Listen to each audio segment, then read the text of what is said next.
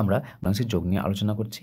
এর আগের লেকচারেও আমরা ভগ্নাংশের যোগের বিভিন্ন ধরনের প্রবলেমগুলো কীভাবে সমাধান করতে হয় সেগুলো নিয়ে আলোচনা করছি। আজকের লেকচারে অপর একটি যোগফল নিয়ে আলোচনা করব। তো দেখো আমাদের ভগ্নাংশ দেওয়া আছে এটা।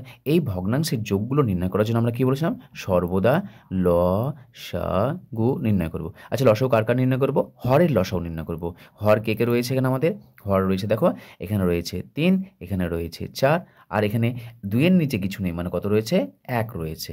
তাহলে আমাদের ভগ্নাংশের 1, 3 ও 4 এই যে আমাদের হর রয়েছে 1, 3, 4 এদের লসাগু নির্ণয় করতে হবে। লসাগু কত হবে? লসাগু হবে 12 আমাদের। 1, 3 ও 4 এর লসাগু হচ্ছে আমাদের 12। অর্থাৎ 12 কেন? যেমন আমরা সর্বদা বলেছিলাম শর্টকাট নিয়ম কি? যে বড় সংখ্যা রয়েছে, বড় সংখ্যা কে রয়েছে? 4 রয়েছে। আচ্ছা 4 কে বলো তো?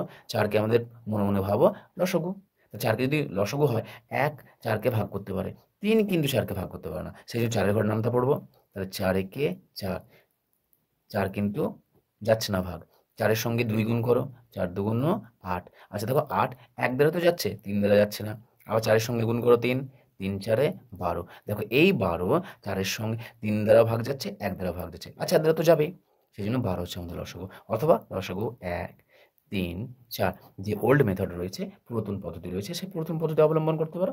3 দিয়ে যাবে, 1 থাকলো, 3 একে 3, 4 আবার 4 দ্বারা দাও, 4, 1, 1, 1 তাহলে 3 4 12। যেহেতু আর কোনো সংখ্যা নেই তার জন্য 4 দিলাম। অথবা তোমরা 2 দিয়েও করতে পারো। 2, 2 দুগুণ 4, আবার 2 দাও, 1, 1, 1 তাহলে এখানে আসছে আমাদের 4 গণিত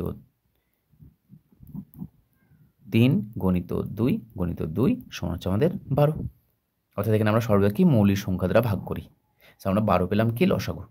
এটাকে লিখো নাও। তাহলে 12 লসাগু হলো কি বলেছিলাম? প্রত্যেকটা হরগুলোকে আমরা 12 র সঙ্গে ইকুয়াল করব। অর্থাৎ যে লসাগু পাবো সেই লসাগুর সঙ্গে সমান করব।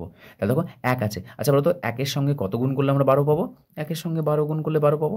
যে 12টা গুণ করেছে হরের সঙ্গে সেই 12 আবার আমাদের উপরের সাথে গুণ হবে। তাহলে 2 গণিত 12 প্লাস দেখো নিচে আছে 3, 3 এর সাথে কত গুণ করলে 12 পাবো?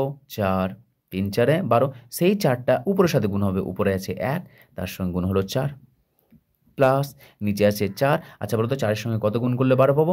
4 এর সঙ্গে 3 গুণ করলে 12 পাবো। 3 4 12। এই 3টা উপরের সাথে গুণ হবে। 1 গণিত 3 সমান গুণ করে দাও। তাহলে 12 এটা হচ্ছে আমাদের 24 প্লাস এটা হচ্ছে আমাদের 12, এটা হচ্ছে আমাদের 4 প্লাস এটা হচ্ছে আমাদের 12, এটা হচ্ছে আমাদের 3। যেহেতু সবগুলো আমাদের নিচে ইকুয়াল চলে এসেছে, তাহলে ইকুয়াল চলে এলে আমরা কী করবো? যে হরগুলো সমান এসছে একবার লিখে দাও। বাকি যে সংখ্যাগুলো আছে 24, 4, 3 সেই সংখ্যাগুলি পরপর বসিয়ে দাও। 24 কিন্তু চিহ্ন বসাতে হবে। এরপরে কী চিহ্ন বসাবো? প্লাস চিহ্ন আছে, প্লাস 4 বসিয়ে দাও। তারপরে প্লাস চিহ্ন আছে, প্লাস 3 আছে, 3 বসিয়ে দাও। যোগ করে দাও। তাহলে 24 আর 4 28, 28 আর 3 31। তাহলে 31/12। তাহলে এটাই হচ্ছে আমাদের নির্ণয় অ্যান্সার।